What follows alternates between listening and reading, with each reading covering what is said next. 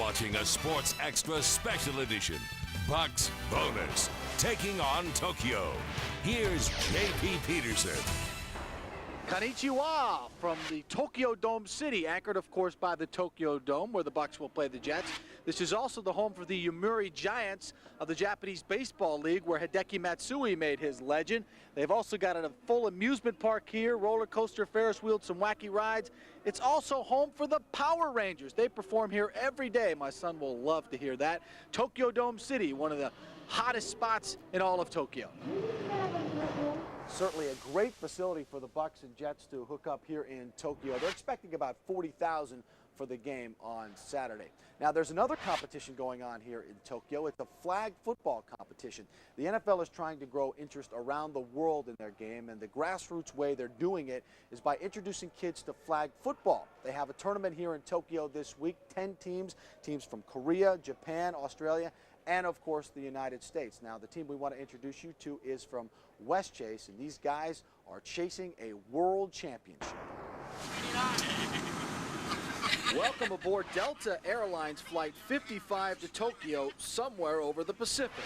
These 7 kids from Tampa and their families never dreamed they would be flying halfway around the world representing the Bucks and the United States in an international flag football championship.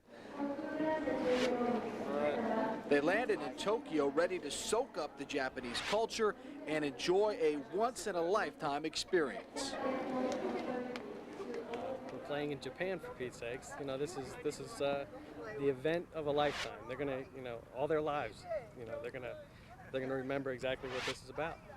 So this is where the Tampa team will chase the world title in the shadows of Ajinomoto Stadium on what they're calling the Field of Dreams. You won't find many fields like this in Tokyo, and it's an honor to be able to play here. And of course, the Tampa team chasing that world title.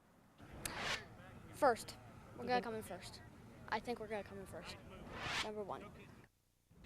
This is a 7-member co-ed team, including 14-year-old Emily Worsham.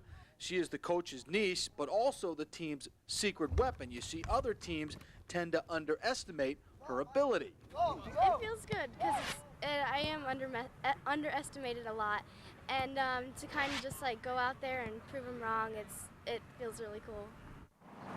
Football is just catching on here in Japan, and the NFL hopes about 1,000 fans will turn out for this tournament.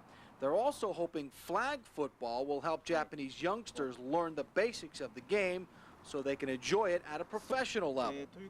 It's a great game to play. Kids doesn't wear protector, so like everybody can play like easily. So like it's a great fun, and yeah, it's good for the education too. Like kids learn like how to play. And we wish our team the best of luck. All right, for a head coach, bringing your team halfway around the world is an incredible challenge. But as you know with Jon Gruden, he is one of the foremost planners in football. And he has been thinking about this trip for a long, long time. The coaches have come up with a wonderful strategy of how to keep the guys fresh and focused on football. I caught up with Coach Gruden after practice.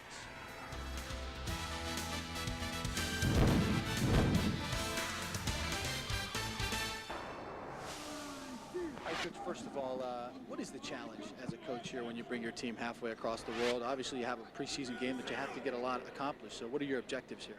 Well, we want to look at the entire roster. Obviously, our starters will play sparingly in the game, and they'll give way early to a lot of the second and third teamers. And let's evaluate them in a game situation, see what they've learned, see where they are, and if any of these guys are legitimate contenders to make our team. Yeah, there are a lot of new faces that Buck fans are going to see for the first time. Chris Sims, Thomas Jones. Are you anxious to see how those guys perform in a game situation? Absolutely. And again, we're looking forward to seeing Sean King, some of our veteran players that didn't get a chance to play a lot last year, guys like Charles Lee and Sean King, Ron Warner, some of the defensive linemen, our rookie second rounder, Dwayne White. There's a lot of guys we're really eager to see, and they're going to get the form here Saturday. What's your quarterback rotation for this game look like? Well, Brad's fine. He's going to start the game. He'll play most likely a series, and he's going to give way early to Sean King, who will finish the first half and start the third quarter.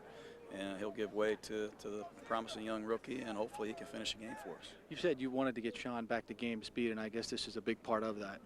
Yeah, you know, you can only hit balls on a driving range so long. You know, you've got to go out and you got to play an 18-hole tournament, and you got to be responsible for every shot. This is a young guy who's had an outstanding training camp for us, and we want him to go out there and play a lot in this preseason, get reacclimated to the huddle and the speed of the game, and I think the green light's going to come back on for this young guy. One of your leaders, Derrick Brooks, is not with you. What's the situation with Derrick? He's got a family matter that he's dealing with back in Florida, and we're all very concerned about that. We're praying for him. Derrick is fine, but again, he's got a family member that you know, he's going to be with, and we miss him, and you know, we're praying for him. In terms of getting the guys a little time to get some Japanese culture, some of the fellas said that you've got a nice schedule laid out for them so they can get some free time. We're trying to, and again, we're here on a business trip, but at the same time, you know, when are you ever going to get a chance to come to Tokyo and stay in a beautiful hotel and see these things? So hopefully they get a chance to go out and make some friends, sell some Buck T-shirts. There's a pretty big yard out there, as you might say, Coach. Any concerns about that? Well, it is. I know.